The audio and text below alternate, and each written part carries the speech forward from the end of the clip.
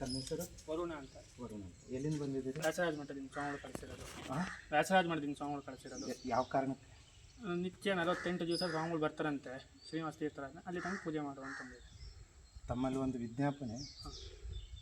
ಉತ್ತರಾದಿ ಮಠಕ್ಕೂ ವ್ಯಾಸರಾಜ ಮಠಕ್ಕೂ ಈ ನವೃಂದಾವನ ವಿಷಯಕ್ಕೆ ವ್ಯಾಜ್ಯ ಆಗಿದ್ದು ಸುಪ್ರೀಂ ಕೋರ್ಟಲ್ಲಿ ವ್ಯಾಸರಾಜ ತೀರ್ಥರು, ಶ್ರೀನಿವಾಸ ತೀರ್ಥರು, ರಾಮತೀರ್ಥರು, ಗೋವಿಂದ ಒಡೆಯರು ಇವರು ಆರಾಧನೆ ಹೊರತಾಗಿ ಬೇರೆ ಸಮಯದಲ್ಲಿ ಬರಕೂಡದು ಅಂಥೇಳಿ.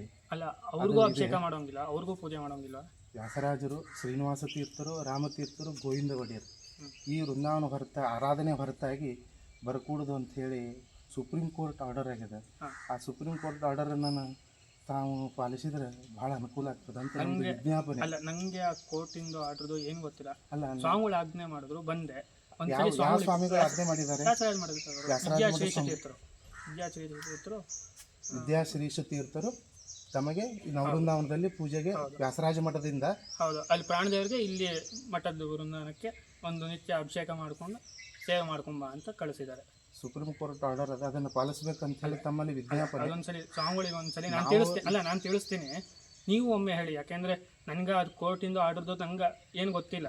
ನಾನು ಮಾಡಿದವನು ದೇವ್ರ ಸೇವೆ ಮಾಡೋನು, ಸ್ವಾಮಿಗಳು ಇಲ್ಲಿ ಸೇವೆ ಮಾಡುವಂತ ಕಳಿಸಿದರೆ ಪ್ರಾಣದೇವರು ಮುಗಿಸ್ಕೊಂಡು ಇಲ್ಲಿ 4 ಬೃಂದಾವನಕ್ಕೆ ಅಭಿಷೇಕ ಮಾಡಿ ಫಲ ಸಮರ್ಪಣೆ ಮಾಡಿ ಹೋಗ್ತೇನೆ.